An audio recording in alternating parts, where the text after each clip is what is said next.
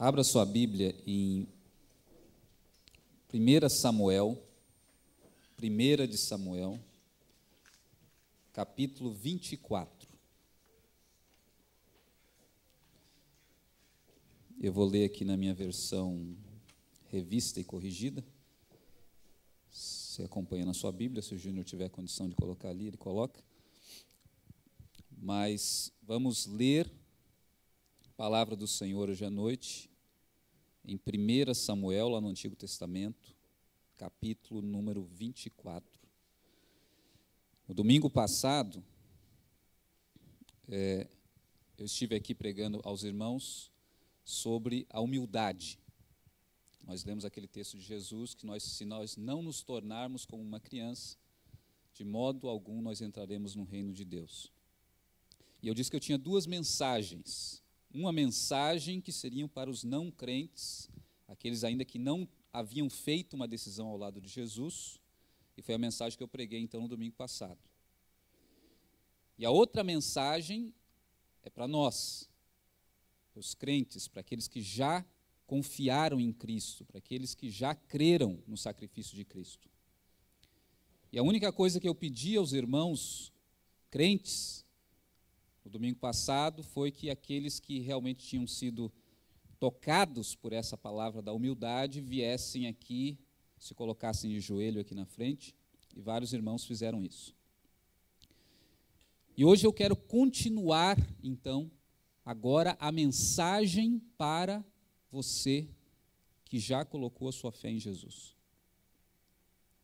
E eu quero dizer para você o seguinte, basicamente, que para nós nos ajoelharmos não é suficiente como prova de humildade.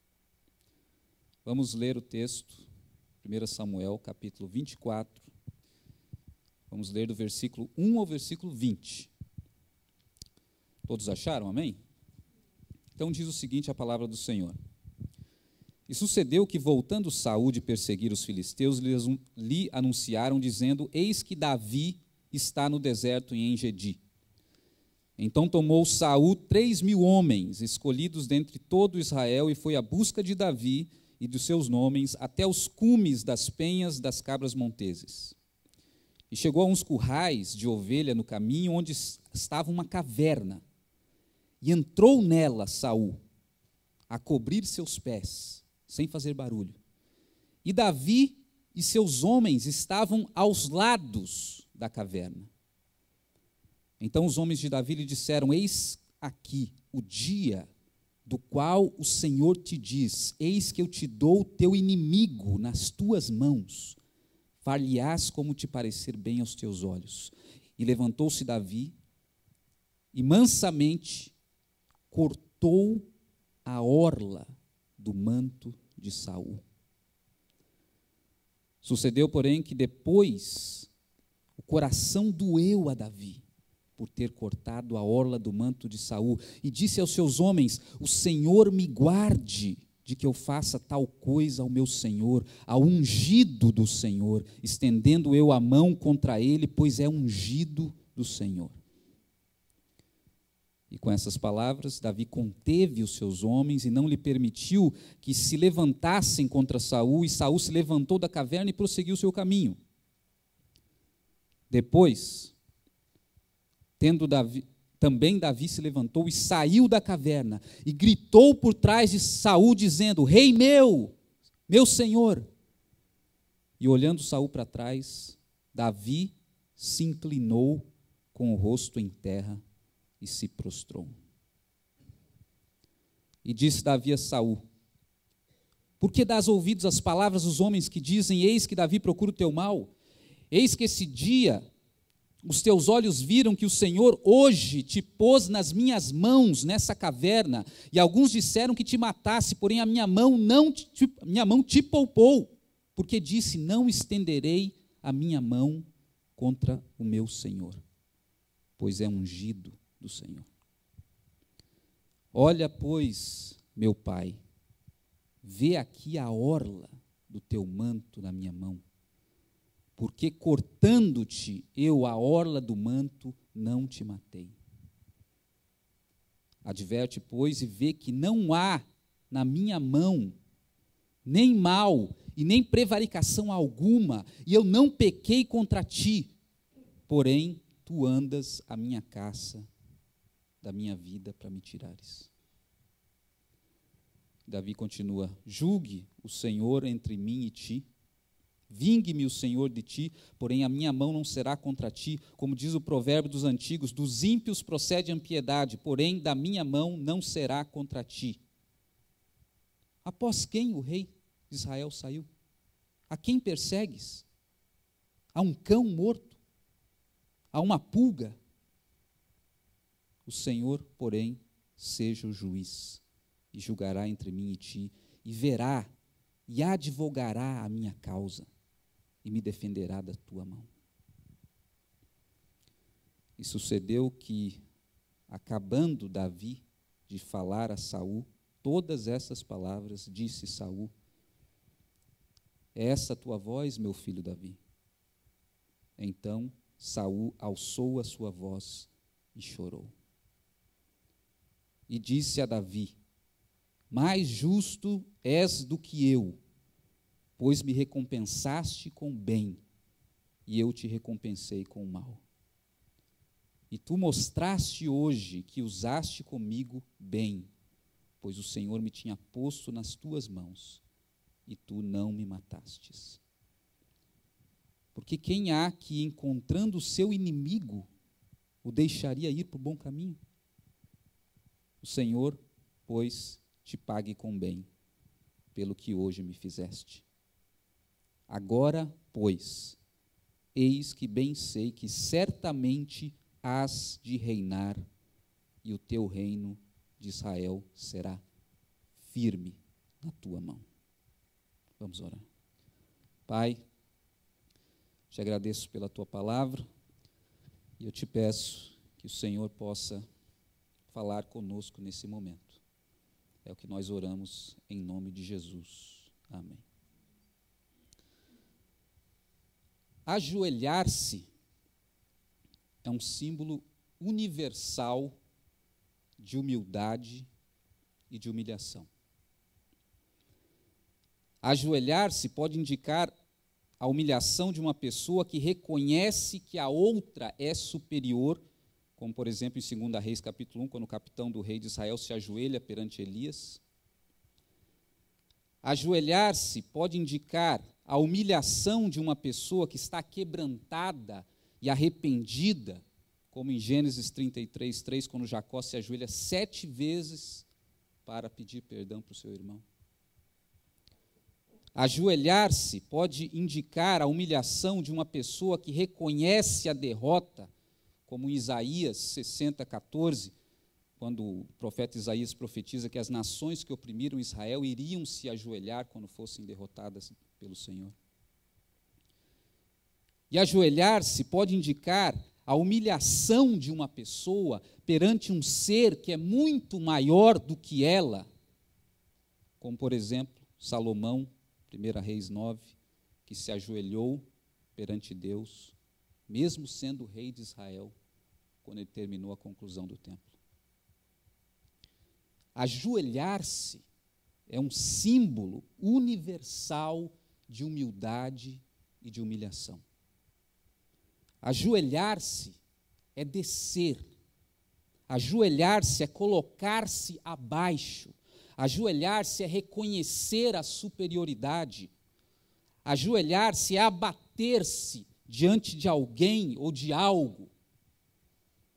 Como nós dissemos no domingo passado, ajoelhar-se é descer da sua glória, abrir mão do seu brio por alguma causa.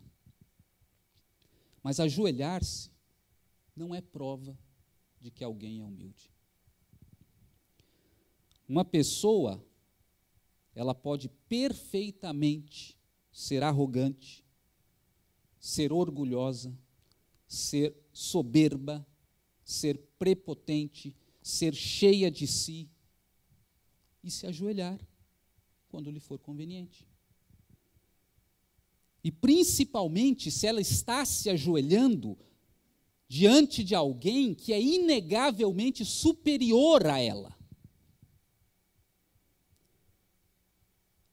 É esse o caso, por exemplo, quando uma supervisora de uma empresa está falando com seu chefe e ela é humilde, ela é atenciosa, ela fala baixinho. E quando ela sai e encontra o faxineiro, quando ela encontra a pessoa que trabalha nos serviços gerais, quando ela encontra o vigia, ela trata mal, ela olha com desprezo, ela finge que não viu. Ajoelhar-se não é prova de que uma pessoa é humilde. Esse é o caso, por exemplo, como um empregado da construção civil, um pedreiro, está lá na obra sendo humilhado pelo patrão, e ele mesmo se humilhando e pedindo favores, e tendo que abaixar a cabeça, mas quando ele chega em casa, ele trata a esposa igual um lixo. Ajoelhar-se perante quem é superior não é sinal de humildade. Esse é o caso, por exemplo, de um jovem que se ajoelha na igreja, mas quando chega em casa não se submete aos pais, não respeita os pais. Esse é o caso de uma pessoa que se ajoelha na igreja, mas não reconhece nunca para ninguém que está errada. Esse é o caso de uma pessoa que se ajoelha na igreja perante Deus, que é inegavelmente alguém superior, mas que destrata a esposa em casa ou não respeita o marido em casa. Ajoelhar-se, irmãos, é um bom sinal. É um bom começo. Mas isso não é prova de humildade. O que realmente prova a humildade de alguém não é ajoelhar-se, mas as atitudes que a pessoa tem com os outros que estão à sua volta. E principalmente com as pessoas que estão em posição de igualdade ou de inferioridade. E às vezes principalmente de igualdade, mais do que inferioridade.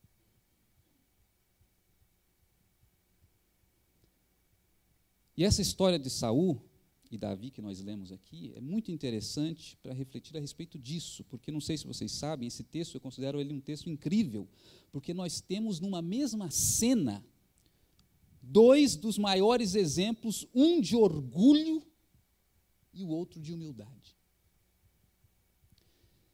Saul, né, um desses personagens, é um dos maiores exemplos de orgulho que eu vejo nas Escrituras.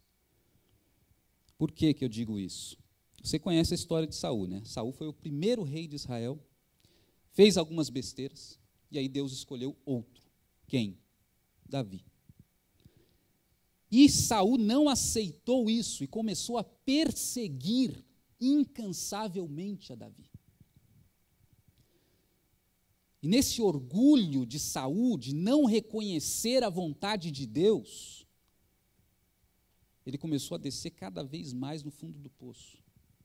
E o que eu acho muito interessante é que Deus tentou salvar. Eu olho para a Bíblia, eu não vejo Deus punindo Saul. Eu olho para a Bíblia e vejo Deus tentando salvar Saul do fim inevitável que o orgulho iria levá-lo. Porque primeiro Deus mandou uma enfermidade física. A Bíblia diz que era um espírito maligno que o atormentava. Mas ele permaneceu obstinado no seu orgulho. Depois Deus mandou guerras para Israel, exclusivamente por causa do seu orgulho. Você pode ler depois no capítulo 23, mas ele permaneceu obstinado no orgulho, mesmo com isso. E depois Deus fez sinais extraordinários pela própria vida de Saul. Saul não queria reconhecer Davi, sabe o que Deus fez? Deus fez, o Espírito do Senhor desceu sobre Saul e fez ele mesmo profetizar da boca dele. que Davi seria o rei. Mas Saul continuou obstinado no seu orgulho. Nesse texto que nós lemos, Deus fez com que Saul quase morresse. E ele percebeu isso, mas ele continuou obstinado no seu orgulho. E por fim, irmãos, ele morreu.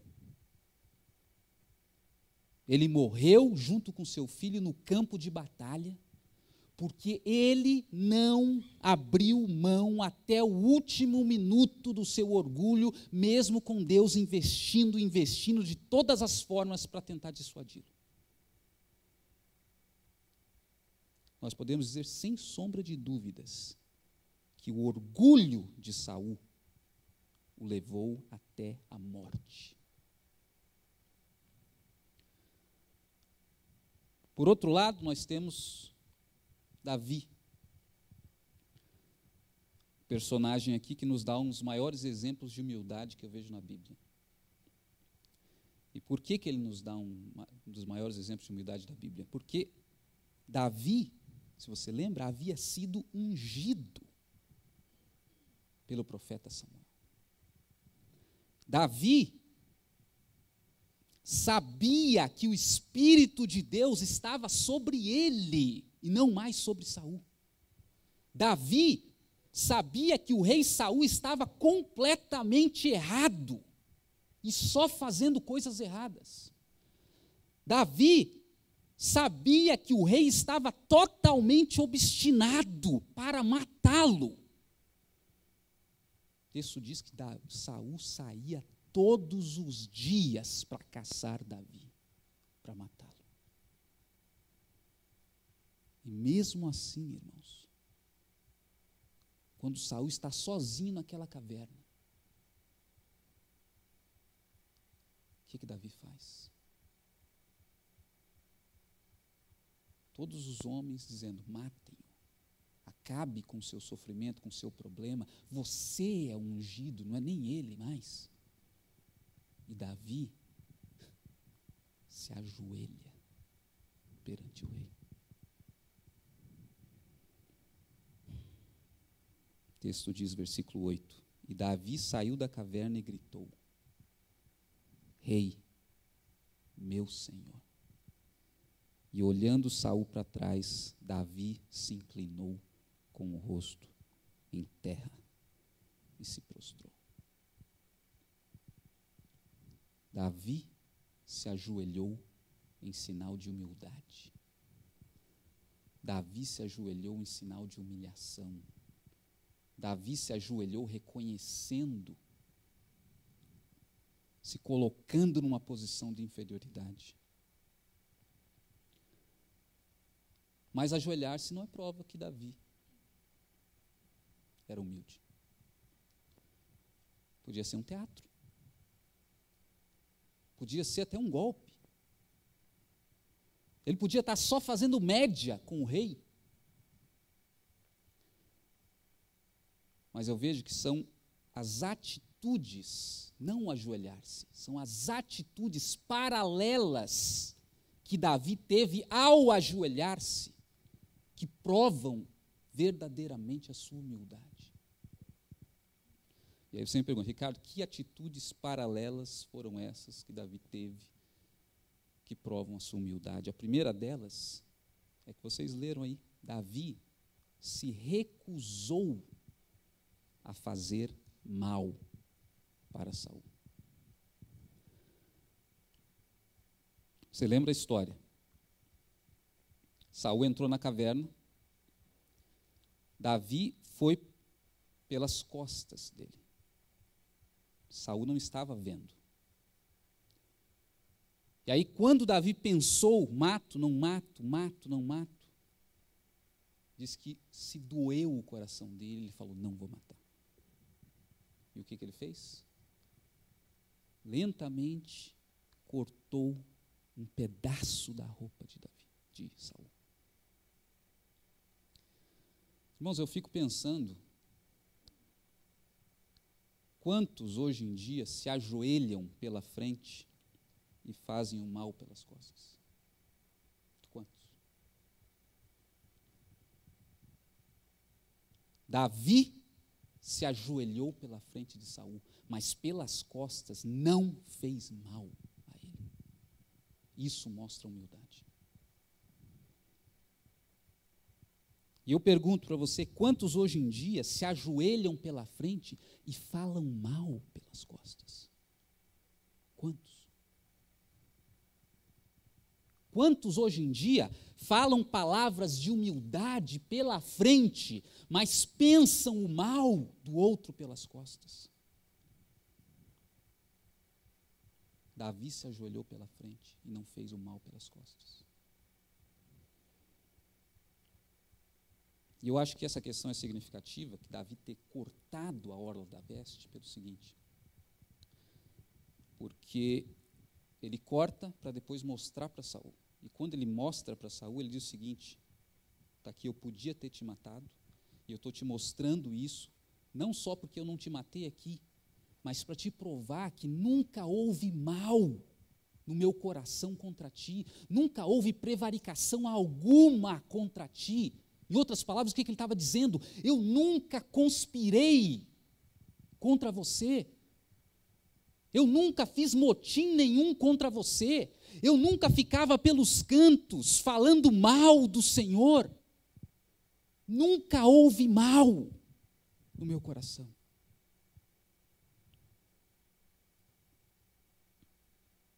Ele não tinha pensamentos maliciosos contra o rei. Ele estava dizendo para o rei: meu coração para com você é puro. Isso me faz pensar um pouco que a gente falou no domingo passado sobre as crianças, né? Eu comentei rapidamente sobre a pureza das crianças. E eu acho essa uma característica extraordinária das crianças, a pureza delas, mas muita gente pensa na questão da pureza como uma questão sexual. Eu não penso na questão da pureza das crianças uma pureza sexual. Eu penso que a pureza das crianças está na capacidade dela olhar para o outro e não pensar mal dele. Não olhar para o outro com um pensamento malicioso.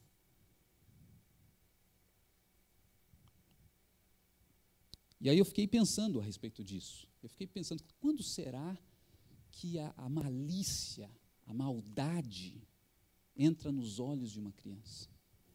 Começa a fazer parte da vida de uma criança. E aí, fazendo umas pesquisas, eu cheguei à seguinte conclusão, que a maldade passa a fazer parte da vida das crianças quando ela começa a entender a ironia. Não sei se você sabe, né, mas dizem os estudiosos que a criança, ela começa a entender a ironia dos 4 aos 6 anos de idade, mais ou menos. Varia de criança para criança. E o que é entender a ironia, né? Você sabe, a ironia é quando uma pessoa fala assim, o sujeito pergunta para o outro, né? E aí, o que você achou? Tá bonito? Aí o outro fala: nossa, tá lindo. Essa é a ironia. Perceba que a dificuldade da criança entender a ironia é porque você fala uma coisa, só que você está querendo dizer outra que é exatamente o contrário do que você está dizendo. Então, imagina a confusão na cabeça de uma criança de 4 anos, fala: está linda, ela acha que está linda mesmo. Né? Ou quando uma pessoa faz uma besteira muito grande, aí você fala: rapaz, você é uma inteligência rara, você é muito inteligente. Então, você está querendo dizer exatamente o oposto, você é burro. Então, a criança, ela não entende, na idade mais tenra dela, a ironia. Só que a partir dos 4, 5, 6 anos de idade, ela já começa a entender que tem alguma coisa errada naquela frase. E por que eu digo que essa é a porta de entrada para a maldade? Porque a ironia, ela é um subdiscurso. A ironia, ela tem um discurso que é o que está sendo dito, mas tem outro que é o que não está sendo dito. E a maldade também é assim. A malícia é assim. Nós aprendemos a perceber a maldade quando nós percebemos o duplo sentido, muitas vezes. quando nós aprendemos a perceber, olhar numa situação e ver que não é exatamente aquilo que está posto nos nossos olhos, que tem alguma coisa por trás daquilo. Essa é a maldade. Então, quando a criança consegue fazer a leitura desse discurso, da ironia, ela também consegue perceber o duplo sentido. Ela também consegue perceber que há maldade em algumas falas, algumas palavras, em algumas atitudes. E aí, isso, eu digo, é uma coisa extraordinária. Isso é o chamado senso crítico que nós temos. Que nós conseguimos perceber essas coisas. Mas em algum momento da nossa vida, quando nós vamos crescendo, sabe o que acontece? Ocorre um efeito colateral com isso. Porque nós começamos a ver maldade em tudo. Até mesmo onde não existe. E aí o adulto passa a olhar com olhos de malícia tudo. E aquilo que era bom, que era o senso crítico, se torna mal, que vira o criticismo, que é o sujeito que critica tudo, critica todos, estão todos errados. E aí eu fiquei pensando também, como que acontece essa transição desse senso crítico para o criticismo, para esse olhar puro e esse olhar malicioso? E eu cheguei à conclusão que não tem outra explicação, é o orgulho. Quando a pessoa cresce, cresce o orgulho dela. E aí todo mundo está errado. O que quer dizer todo mundo está errado? Agora vamos ler o subdiscurso. Todo mundo está errado. Ela está dizendo o seguinte: só eu estou certa. Ou ela vai dizer: todo mundo é ruim, ninguém presta. Como é que a gente lê o subdiscurso aí? Só eu presto. Ou ela vai dizer: ninguém faz direito. Qual é o subdiscurso aí? Só eu faço direito. Percebe o orgulho aí? Eu sou bom, eu faço certo.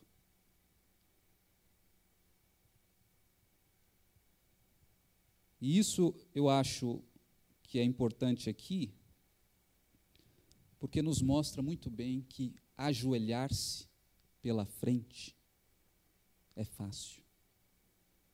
Eu quero ver não fazer o mal pelas costas. Eu quero ver não criticar pelas costas. Eu quero ver não pensar mal pelas costas. Ajoelhar é bom. Ajoelhar é um bom começo. É um bom sinal. Mas sem atitude de humildade, não significa nada. Sabe o que diferencia Davi da gente, muitas vezes? É essa pureza. Não houve mal no meu coração, nem nunca prevaricação alguma. E olha que a gente está falando de Saul, a gente está falando do cara que está tentando matá-lo.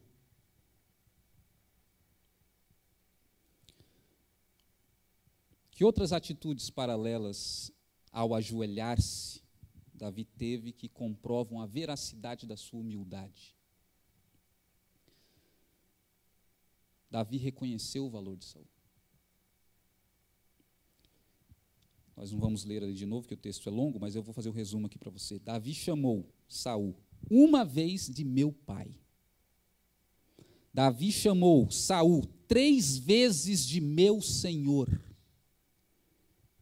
Davi chamou Saul 3 vezes de ungido do Senhor. E antes que você me diga assim que ele estava fazendo média, né, com o rei, se você lembra do texto, versículo 6, ele falou particularmente também para os seus homens. Ele estava com cerca de 600 homens com ele. E ele disse assim para os seus homens: o Senhor me guarde que eu faça tal coisa contra o meu Senhor, o ungido do Senhor. se referindo a Saul.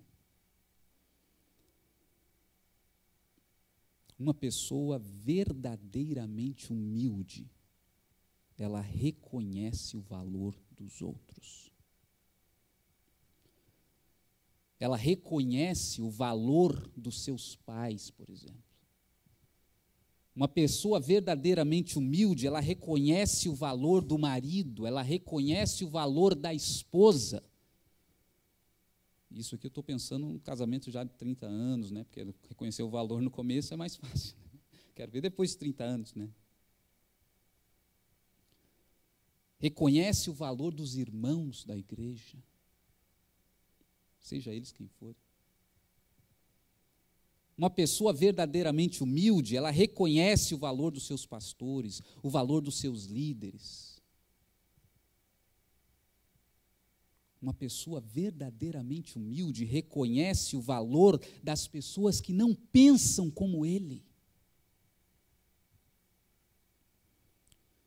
Por outro lado, irmãos, uma pessoa que não é humilde, ela tem extrema dificuldade em reconhecer o valor dos outros.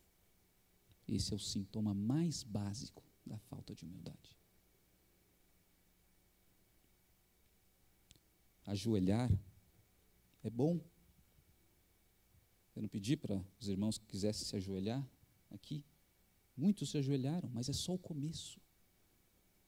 São as atitudes que mostram realmente a nossa humildade. As atitudes com os outros.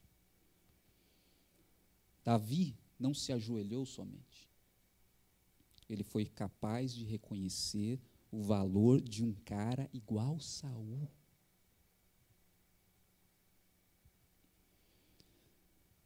Que outra atitude paralela ao ajoelhar-se de Davi comprova a veracidade da sua humildade?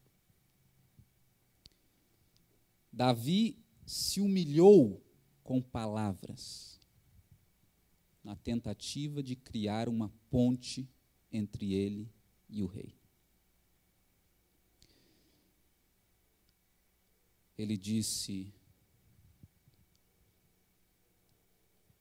a quem o rei procura?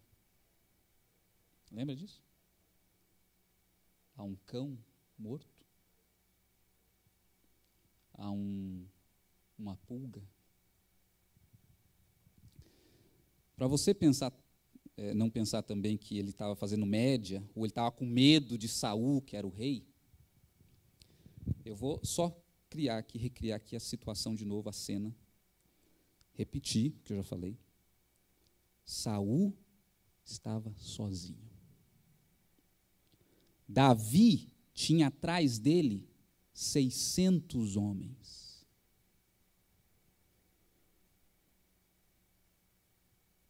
E ele não só se reteve de fazer o mal a Saul, diante dos seus homens, ele não só se ajoelhou perante Saul, diante dos seus homens, ele não só reconheceu o valor do rei diante dos seus homens, mas ele disse: eu sou um cão morto, eu sou uma pulga.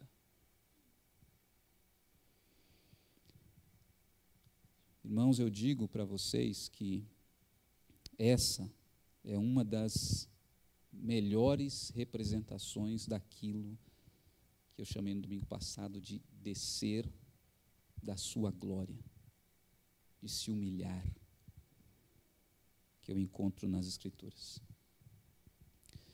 Isso porque Davi estava em vantagem. Isso porque Davi estava numa posição de superioridade naquele momento. Davi poderia ter dado uma lição de moral no rei, poderia ter jogado na cara dele tudo que ele tinha feito pelo rei, tudo que o rei estava fazendo por ele. Davi poderia ter até poupado o rei, mas dito com arrogância: se eu quisesse eu tinha te matado. Davi poderia até ter poupado o rei, mas olhado de igual para ele.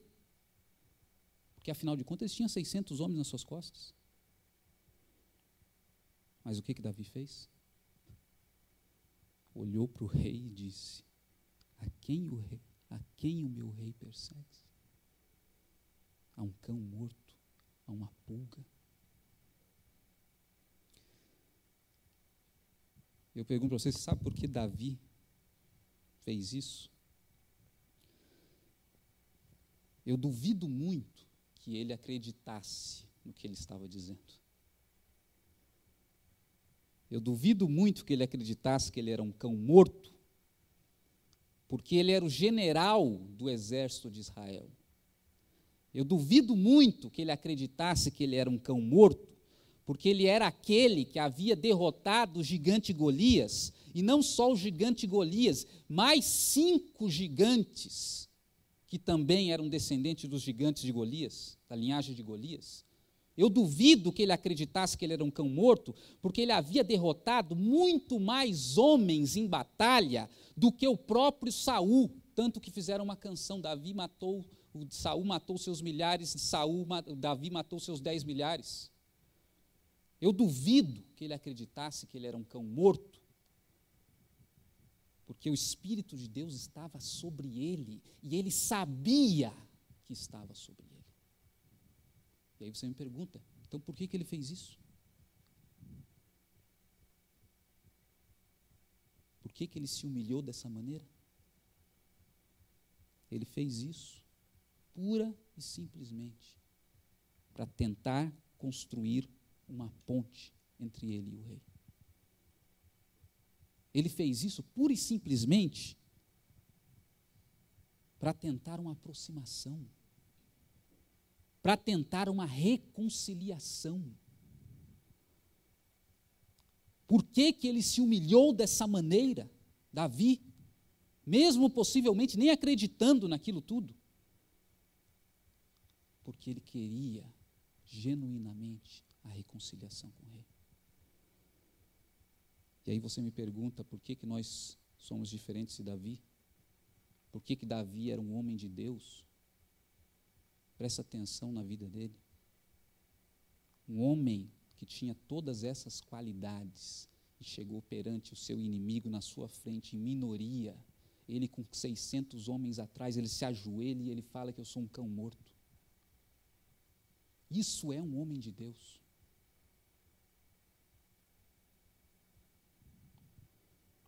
Ele é capaz de se humilhar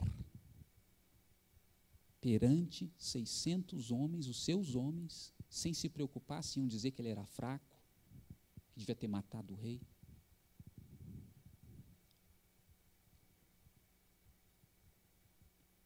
E depois dessa atitude de Davi, qual foi a resposta do rei? Vocês lembram? Versículo 16. Então, Saul alçou a sua voz e chorou. E no versículo 20, ele diz, você é muito melhor do que eu. Agora, eu bem sei que você há de reinar sobre Israel. E que o reino será forte na tua mão. Muitas barreiras só serão destruídas se você se humilhar.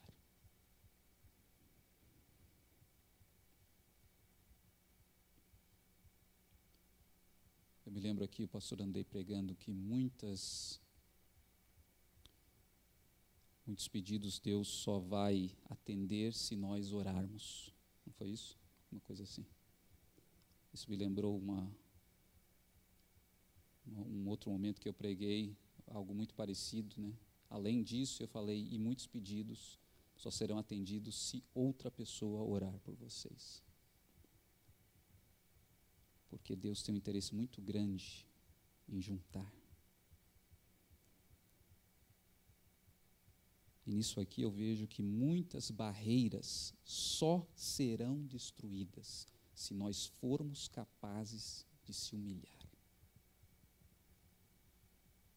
de descer da nossa glória.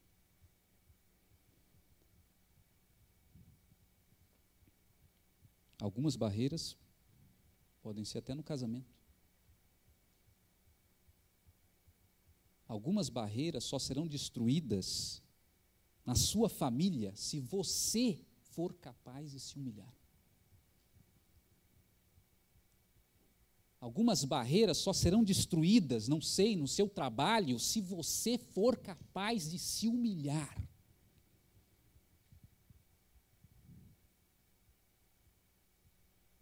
E algumas barreiras, inclusive, só vão ser destruídas na igreja, se nós formos capazes de nos humilhar.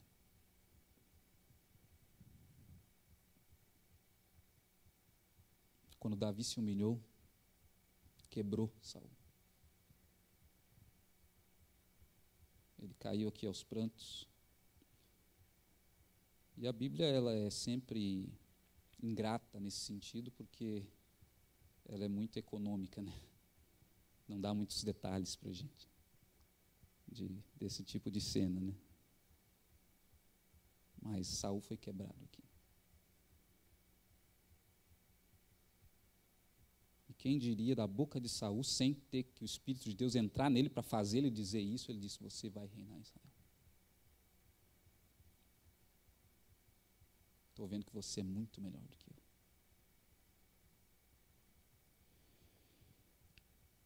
Irmãos, ajoelhar-se é um bom sinal, é um bom começo, mas são as atitudes realmente que fazem a diferença, as atitudes que provam a nossa humildade.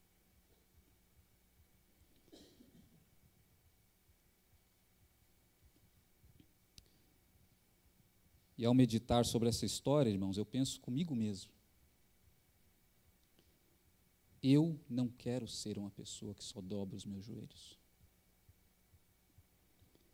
Eu quero ser uma pessoa que dobra o meu coração. Eu não quero ser uma pessoa que se ajoelha em sinal de humildade, mas que não tem atitudes verdadeiramente de humildade nas relações com meus irmãos, com as outras pessoas. Eu quero ser humilde nas minhas atitudes. E por que eu quero ser humilde nas minhas atitudes? Porque Jesus é a maior referência da minha vida. A Bíblia diz que Jesus era manso e humilde de coração. Diz que ele foi humilhado e não abriu a sua boca. Humildade, irmãos, é uma virtude somente quando ela não é uma condição, e sim quando ela é uma decisão que nós tomamos.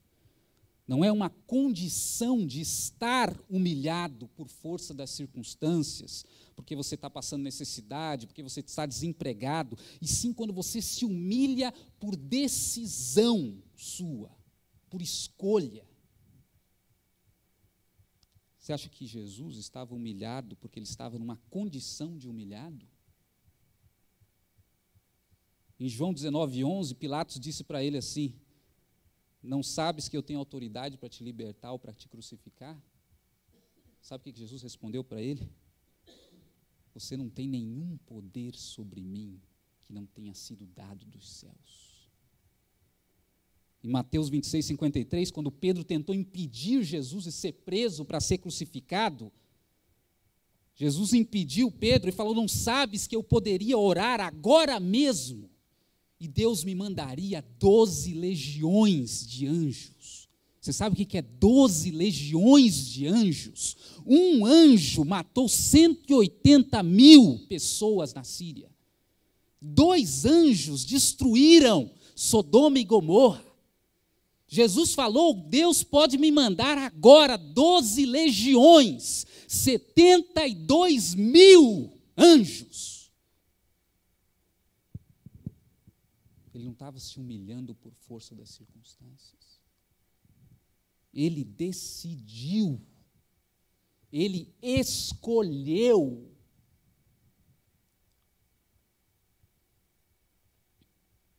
O que mais me assombra, irmãos, não é saber que Jesus, o Deus de toda a glória, se esvaziou e desceu para conviver com as suas criaturas. O que mais me assombra é ver que o Deus de toda a glória desceu para lavar os pés das suas criaturas. Você me pergunta por que eu quero ser humilde em atitudes? Porque Jesus é a maior referência da minha vida, Jesus é a minha inspiração. Eu quero ser como Jesus, eu quero ter essa humildade de atitudes que Jesus tinha. Não ser humilhado pelas circunstâncias, pelas necessidades, ser humilhado porque eu escolhi descer da minha glória. Você me pergunta por que eu quero ser humilde em atitudes? Eu te respondo. Porque os apóstolos foram humildes em atitudes. Não apenas dobrando os joelhos.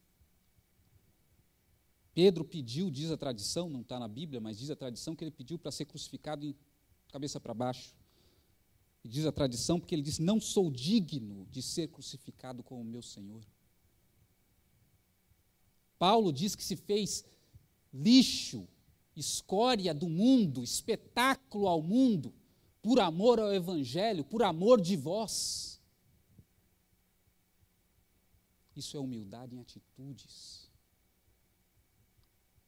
Não apenas de dobrar os joelhos. Você me pergunta por que eu quero ser humilde em atitudes? Porque a graça de Deus superabunda na humildade. Na humildade, na humilhação de Jesus, o céu se abriu quando ele foi se batizar. Na humildade, na humilhação de Jesus, ele foi transfigurado em cima do monte. Ele saiu curando doentes e enfermos. Porque a graça de Deus superabunda onde há humilhação, humildade verdadeira, genuína. Na humildade, na humilhação de Pedro, ele estava saindo do templo e o cidadão aleijado, e ele disse para ele, eu não tenho nem prata e nem ouro, mas o que eu tenho eu te dou, levanta-te em nome de Jesus e anda. E o homem se levantou, porque o poder de Deus abunda na humildade.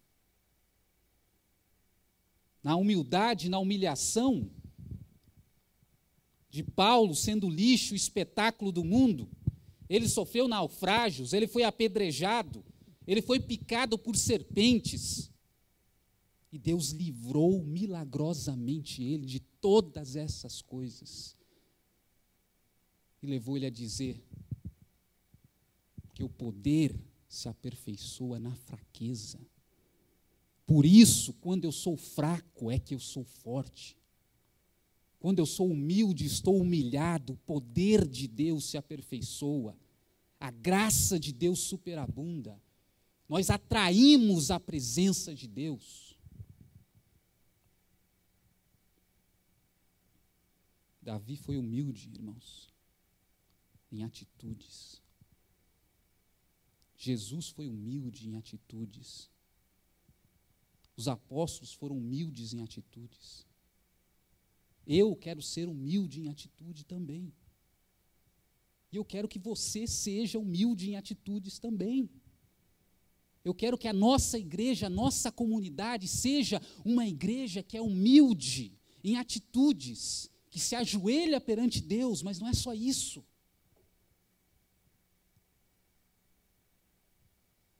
Eu tenho um sonho de ver uma igreja humilde em atitudes. Uma igreja que tem senso crítico, mas não é criticista. Que não se ajoelha pela frente e mete o pau pelas costas. Eu tenho um sonho de ver uma igreja que reconhece o valor do outro, que não tem partidarismos, que não tem intimidações por causa do dom do outro, mas que sabe reconhecer e trabalha juntos. Eu tenho um sonho de ver uma igreja que é capaz,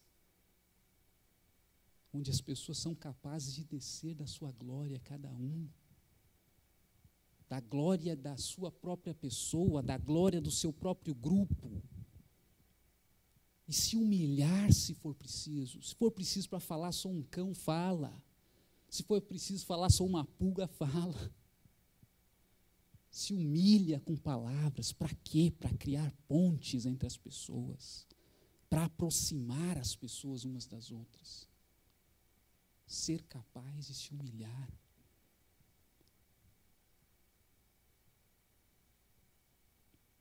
Esse é o meu sonho. Mas eu creio, vou continuar crendo que ele pode acontecer.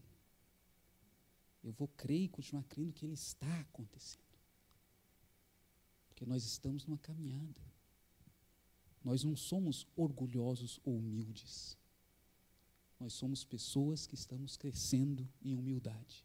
Ou que não estamos crescendo em humildade.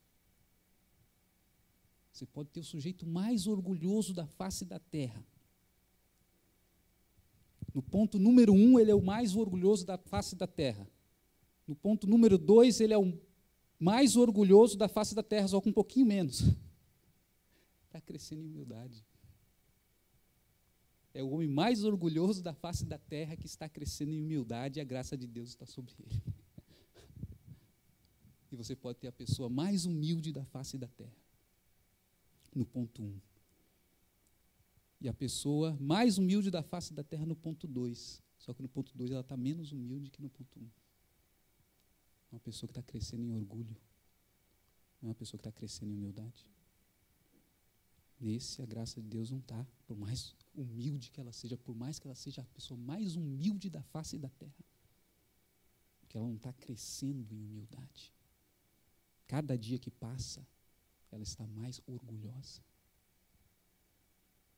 Enquanto o outro, cada dia que passa, ele está menos orgulhoso, embora orgulhoso.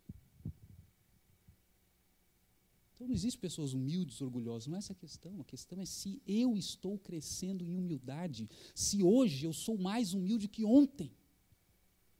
É isso, simplesmente.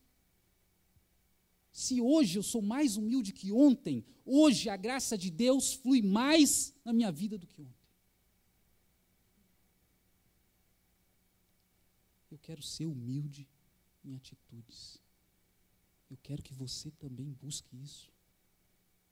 Eu quero que a nossa comunidade busque isso, porque eu vejo quando nós todos estivermos crescendo em humildade aqui, eu não acho que vai começar a acontecer milagres, que já acontecem. Eu acho que vai começar a pipocar milagres. Porque quando Deus vê um corpo, um grupo de pessoas, descendo cada um da sua glória, imitando a Jesus Cristo, como o Júnior falou aqui na frente, atrai a atenção do Pai, o homem de coração humilde.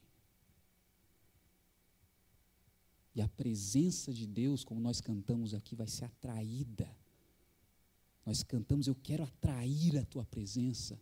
Você sabe agora como é que atrai a presença de Deus? Quanto mais humildade, quanto mais você descer da sua glória, não só se ajoelhando, mas em atitudes com os outros, mais você vai atrair a glória de Deus para a sua vida, a presença de Deus, a graça de Deus. E os milagres vão pipocar. Não vai ser possível conter o que Deus vai fazer.